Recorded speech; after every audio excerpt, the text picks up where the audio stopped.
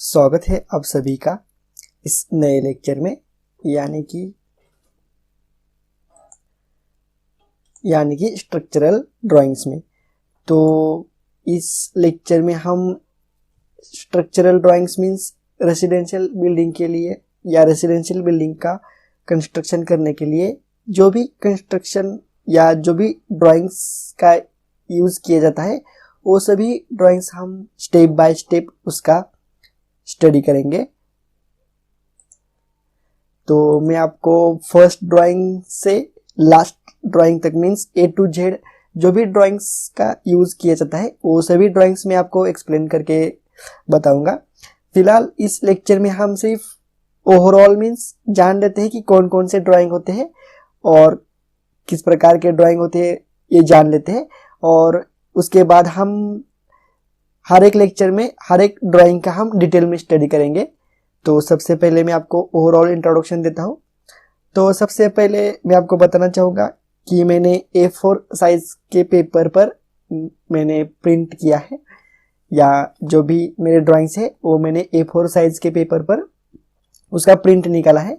तो जो भी ड्राइंग्स है वो थोड़े ज़्यादा आए हैं means as compare to A2 size का पेपर जो भी होता है ना, A3 A1 साइज का, तो उसके कंपेयर में A4 साइज का पेपर की साइज थोड़ी कम होती है, तो इसलिए नंबर ऑफ ड्राइंग्स थोड़े ज़्यादा निकल कर आए हैं। तो उसमें कोई बात नहीं है, फिलहाल आपको सिर्फ अंडरस्टैंड होना चाहिए कि किस टाइप के ड्राइंग होते हैं और ड्राइंग को किस प्रकार से रीड किया जाता है। ये हम आने वाले लेक्चर में एक एक करके सभी ड्राइंग का हम स्टडी करेंगे। तो रेसिडेंशियल बिल्डिंग का एक प्लान है, यहाँ पर आप देख सकते हो। सिर्फ G+1 की बिल्डिंग है, या आप चाहे तो मान सकते हो ग्राउंड फ्लोर की बिल्डिंग है। अभी थोड़ी स्टार्टिंग है इसलिए सिंपल सा प्लान मैंने लिया है। यहाँ पर आप देख सकते हो, यहाँ पर बेडरूम है, हॉल है, किचन है। तो ये सभी डिटेल्स में हम जान लेंगे नेक्स्ट लेक्चर में। जो भी हम होम प्लान का ये जो ड्राइंग है ना उसमें हम जान लेते हैं सभी डिटेल्स, कहाँ पर क्या क्या है वो सब कुछ हम जान लेते हैं बाद में। फिलहाल हम अभी सिर्फ ड्राइंग्स के नेम देख लेते हैं। तो सबसे फर्स्ट ड्राइंग होती है होम प्लान की। हमारे पास जो भी प्लान होता है ना होम का एक्चुअल में, तो वो सबसे पहले हमें प्रिपेयर करना पड़ता है।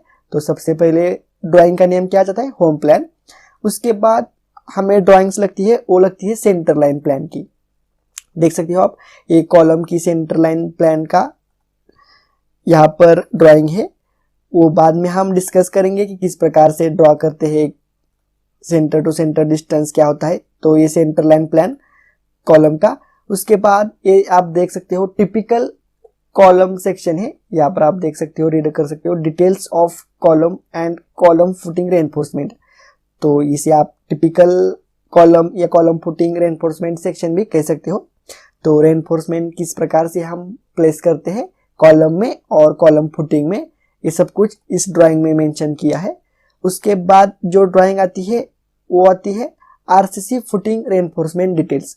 मींस RCC फुटिंग में हम किस प्रकार से रेनफोर्समेंट डालेंगे, उसका डायमीटर कितना रहेगा, बार का स्पेसिंग क्या रहेगी, सेंटर टू सेंटर डिस्टेंस कितना रहेगा, वो सब कुछ हम इस ड्राइंग में जान लेते हैं RCC फुटिंग रेनफोर्समेंट डिटेल्स में। उसके बाद हमें जो ड्राइंग लगेगी वो लगेगी RCC कॉलम रेनफोर्समेंट डिटेल्स की ड्राइंग लगेगी। मींस कॉलम में कितने रेनफोर्समेंट के बार डालेंगे, उसमें स्पेसिंग की क्या रहेगी, स्टिरप्स में कितनी स्पेसिंग रहेगी, ये सब कुछ हमें लगेगा। तो उसके लिए RCC कॉलम रेनफोर्समेंट डिटेल्स की ड्राइंग भी हमें साइड का कंस्ट्रक्शन या रेसिडेंशियल बिल्डिंग का कंस्ट्रक्शन करने के लिए लगेगी। तो ये वाली एक ड्राइंग हो चुकी। उसके बाद हमें टिपिकल बीम रेनफोर्समेंट डिटेल्स की भी ड्राइंग लगेगी कि एक्चुअल में रेनफोर्समेंट बीम के जो भी रेनफोर्समेंट होते हैं वो किस प्रकार से प्लेस करना चाहिए। ये जो टॉप एक्स्ट्रा बार होता है ना, तो उसकी लेंथ क्या रहेगी, या डेवलपमेंट लेंथ जो होती है उसकी लेंथ क्या रहेगी, ये सब कुछ टिपिकल बीम रेनफोर्समेंट डिटेल्स में एक्सप्लेन किया होता है। और कुछ नोट्स भी नीचे दिए होते हैं कि हमें उस नोट्स को भी पढ़ना पड़ता है जब हम कंस्ट्रक्शन करते हैं ना तब। तो ये भी हम देख लेंगे इस ड्राइंग में, टिपिकल बीम रेनफोर्समेंट डिटेल्स में। उसके बाद हमें ड्राइंग्स लगती है वो ग्राउंड बीम प्लान की। मींस जो भी ग्राउंड बीम होते हैं ना आफ्टर कंस्ट्रक्शन ऑफ फुटिंग और पेडिस्टल कॉलम के बाद हमें ग्राउंड बीम का कंस्ट्रक्शन करना पड़ता है। तो उसके लिए हमें ग्राउंड बीम का प्लान भी होना बहुत ज़रूरी होता है। तो ये हो चुका ग्राउंड बीम का प्लान। उसके बाद हमें schedule of ground beam means ground beam में किस प्रकार से रेनफोर्समेंट लगेगी, तो वो होता है शेड्यूल ऑफ ग्राउंड बीम, वो भी हमें लगेगी। मीन्स एक्चुअल साइट पर हमें कितने mm के बार डालने हैं टॉप में या बॉटम में, तो उसके लिए ये शीट हमें ज़रूरी होती है, शेड्यूल ऑफ ग्राउंड बीम। उसके बाद नेक्स्ट ड्राइंग आती है, वो आती है हमारे स्लैब और स्लैब बीम प्लान। मीन्स हमें स्लैब बीम मीन्स जो भी फ्लोर के बीम होते हैं ना, तो उसके बीम तो नंबर देना पड़ता है, कौन सा नंबर कहाँ पर है, उस नंबर के अकॉर्डिंग ही हमें वहाँ पर रेनफोर्समेंट डालनी पड़ती है। जो भी स्ट्रक्चरल डिज़ाइनर होता है वो आपको डिज़ाइन देगा। तो यहाँ पर हमें स्लैब और स्लैब बीम प्लान की भी रिक्वायरमेंट या ज़रूरत होती है। उसके बाद हमें schedule of ground floor slab, तो स्लैब में कितने mm का बार यूज़ होगा, उसमें स्पेसिंग कितनी रहेगी, ये भी हमें ज़रूरत पड़ेगी। उसके बाद जो भी ड्राइंग्स का हमें यूज़ करना पड़ता है वो टिपिकल स्लैब रेनफोर्समेंट डिटेल्स। तो स्लैब में किस प्रकार से हमें रेनफोर्समेंट डालना चाहिए, जो भी हम बार बेंट अप करते हैं ना, तो वो कितने डिस्टेंस पर फेस से, बीम के जो भी फेस होता है तो उससे कितने डिस्टेंस पर हमें बेंड करना चाहिए, तो वो जो सब कुछ डाटा जो होता है वो टिपिकल स्लैब रेनफोर्समेंट डिटेल्स में गिवन होता है। तो इसलिए इस ड्राइंग की भी हमें ज़रूरत पड़ती है साइड पर।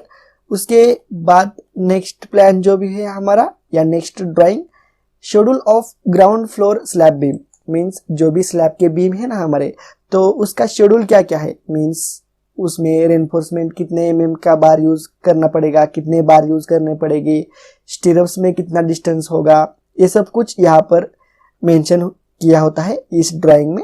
तो इस ड्राइंग का भी हमें इस्तेमाल करना पड़ता है at the time of construction. तो स्लैब कंस्ट्रक्शन होने के बाद या ग्राउंड फ्लोर स्लैब बीम और स्लैब का कंस्ट्रक्शन होने के बाद हमारा जो भी कंस्ट्रक्शन होता है वो पूरा हो जाता है। समझ में आ गया? तो इस प्रकार से हमें वेरियस टाइप्स ऑफ ड्राइंग का यूज़ करना पड़ता है at the time of construction. तो हम स्टेप बाय स्टेप करके नेक्स्ट लेक्चर में हम सबसे पहले होम प्लान का स्टडी करेंगे, उसके बाद हम सेंटर लाइन प्लान का स्टडी करेंगे, उसके बाद जो भी सीक्वेंस में जो भी आएगा वो हम डिटेल में स्टडी करेंगे। तो फिलहाल बस इतना ही इस लेक्चर में।